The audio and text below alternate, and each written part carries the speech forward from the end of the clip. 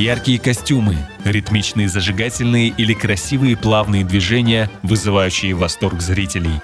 На сцене Дворца культуры «Стила Байдар» танцевальные коллективы Севастопольского региона с концертной программы «Балабан Ахьяр Хорантасы» – «Большая семья Ахьяра». 29 лет назад сформировался региональный центр крымско-татарской культуры.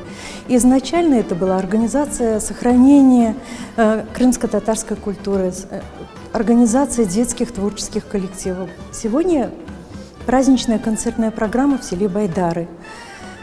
Здесь было начало, здесь работали некогда уникальные люди, которые поддерживали эту культуру на самом ее начальном этапе. Мы постарались показать то, как вот мы живем, развиваемся, какие у нас коллективы, какие у нас сегодня достижения. На сцене выступили 4 танцевальных коллектива – Ахьяр, Айдын, Денис и Байдар. Эти дети самых разных возрастов, от малышей до подростков. Для гостей выступающие подготовили танцы народов мира.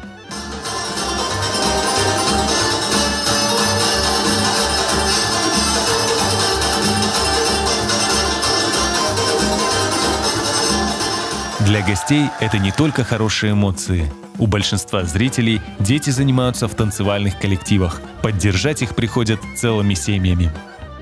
Мы приходим каждый раз как на большой праздник, потому что это действительно приподнятое настроение, которое дает заряд на многие-многие дни, недели. Мы ждем эти мероприятия. Мне очень нравится их выступление, их группа.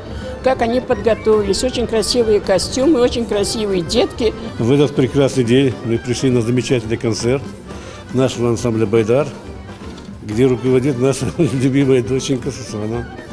Пришли поддержать, пришли порадоваться вместе со всеми.